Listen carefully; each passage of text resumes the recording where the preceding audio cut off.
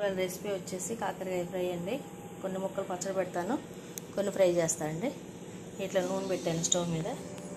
ఈ ముక్కలు ఇప్పుడు ఇందులో వేసేసి వేయించుకోవాలి.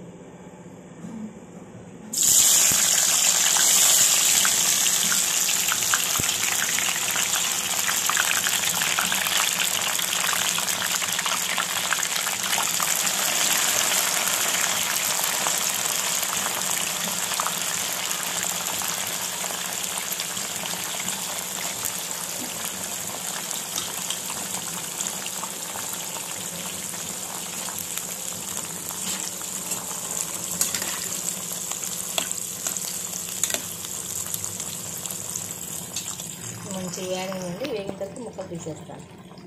పచ్చడికి ఇట్లా వేగితే చాలండి. ఇది తీసేద్దాం. ఇప్పుడు మరి గట్టిగా అక్కర్లేదండి, ఇది మాత్రం చాలు.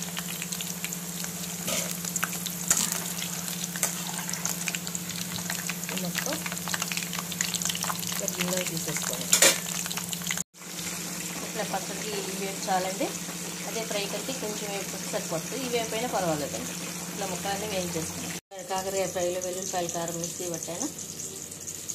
ఉప్పు, కారం, వెల్లుల్లిపాయలు, జీలకర్ర వేసి ఇట్లా కారం ఫ్రైలోకి మిక్సీ పట్టానండి. ఇది ఒక కాకరకాయ మొత్తం వేయించేసాను.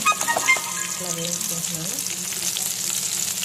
ఇప్పుడు ఈ కాకరకాయ కూడా అంతా ఇందులో వేసేయండి. కాకరకాయ ఫ్రైలో ఈ కారం అంతా ఇందులో వేసాను. మొత్తం కాకరకాయలో ఇట్లా కారం అంతా వేసేసానండి. ఇదంతా మిక్స్ అయ్యేటట్టు మొత్తం తిప్పుకోవాలి. ఇదండి ఇట్లా కాకరకాయ ఫ్రై మొత్తం చక్కగా అంతా వేయించేసుకోవాలండి. ఈ కాకరకాయ ఫ్రై 4-5 రోజులైనా ఉంటుందండి. అందరు ఇట్లా కాకరకాయ ఫ్రై, వెల్లుల్లిపాయలు, కారం, కాకరకాయ ఫ్రై రెడీ. ఇది అందరు ట్రై చేసి తయారు చేసుకొని టేస్ట్ చేయండి.